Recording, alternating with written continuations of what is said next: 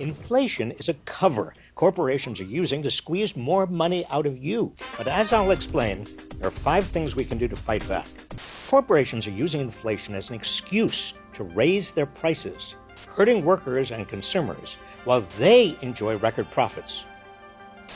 Prices are surging, but let's be clear. Corporations are not raising prices simply because of the increasing cost of supplies and labor. They could easily absorb these higher costs. But instead, they're passing them on to consumers and even raising prices higher than those cost increases. Corporations are getting away with this because they face little or no competition. If markets were competitive, companies would keep their prices down to prevent competitors from grabbing away customers. But in a market with only a few competitors able to coordinate prices, consumers have no real choice. As a result, corporations are raking in their highest profits in 70 years.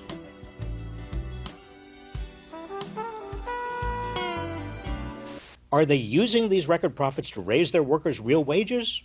No!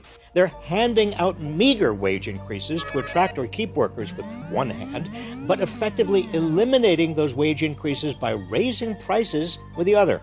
Wages grew 5.6% over the past year, but prices rose 8.5%. That means, adjusted for inflation, workers actually got a 2.7% pay cut. So what are corporations doing with their record profits? Using them to boost share prices by buying back a record amount of their own shares of stock. Goldman Sachs expects buybacks to reach $1 trillion this year, an all-time high. This amounts to a direct upward transfer of wealth from average working people's wallets into CEOs and shareholders' pockets. Just look. Billionaires have become at least $1.7 trillion richer during the pandemic, while CEO pay, based largely on stock values, is now at a record 350 times the typical worker's pay.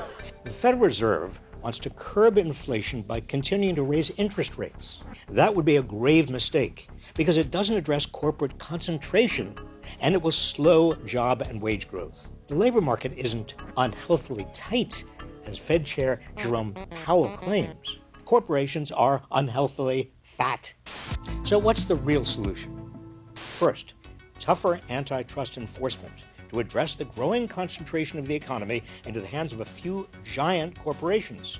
Over 2/3 of American industries have become more concentrated, enabling corporations to coordinate price increases. Next, a temporary windfall profits tax that takes corporations' record profits and redistributes them as direct payments to everyday Americans who are struggling to cover soaring prices. Third, a ban on corporate stock buybacks. Buybacks were illegal before Ronald Reagan's SEC legalized them in 1982, and they should be made illegal again. Fourth, higher taxes on the wealthy and on corporations. Corporate tax rates are at a near record low, even as corporate profits are at a near record high.